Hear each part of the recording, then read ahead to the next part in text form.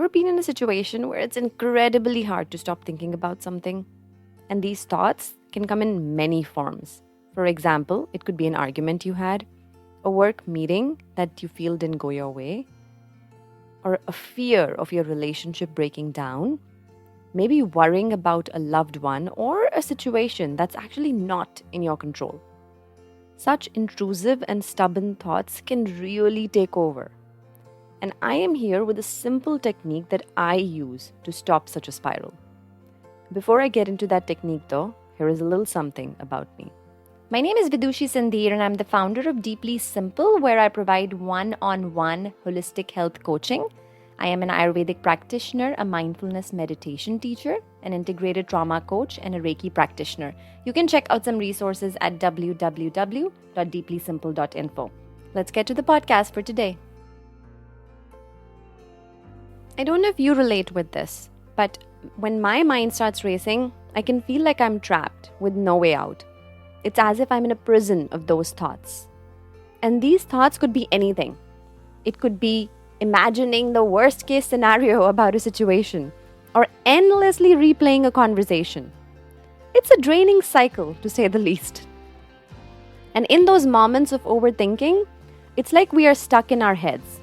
We are dwelling on either on the past or we are worrying about the future, which means that we really aren't present right now in this moment in our own bodies. But let's be real and very honest with ourselves, even if it hurts. This overthinking is very addictive, right? And it gives us something to do. We even try to justify it. For example, we might convince ourselves that our career is so important to us that we obviously are problem solving all the time, even on the dinner table. Or that our relationship is the most important thing for us. So if we have a fight, argument, or an uncertain situation, we obviously can't think about anything else. We would be spending time thinking about that situation again and again and again. But deep down, if we pause, we know that it's not doing us any favors. Because in that state of overthinking, we are not really in control. Our thoughts are calling the shots. We are left feeling drained, anxious, tired, overwhelmed, fearful, even irritated. And it's highly unlikely that in that state, we are going to be able to make decisions that are grounding, logical, good for us, practical, or even find like a breakthrough in the situation that we are dealing with. What we really need is a little bit of space from the situation. So picture those thoughts like a broken record playing on repeat. We've got to break that cycle and disrupt the pattern. Trust me, I know that it's easier said than done. But next time you catch yourself stuck in that mental loop, maybe try these 2 simple tricks. First up, hit the brakes. Imagine a giant bright red stop sign right in front of you. Give it all you've got and mentally shout, "Stop." It might take a few tries, but personally, I have been able to regain control and shut down the overthinking at least for a period of time to give me a little bit of break and regain my strength. Next, shake things up. Literally, if you're sitting, get moving. Stretch, dance, do a few jumping jacks. Just get the energy moving in the body. If you're glued to a screen, step outside. Take a little bit of fresh air.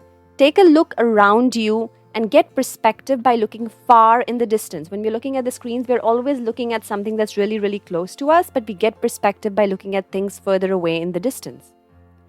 And let's say you're spiraling while you're lying in bed, you can't start jumping in the middle of the night or go for a walk, then switch gears. Consciously decide to watch something that's light or funny. Changing the physical activity can change the mental state.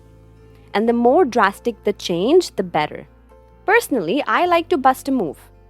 And when I cannot do that because of wherever I'm at, I might simply change my surroundings. I might move from the bedroom to the living room or to the lounge. And that really helps.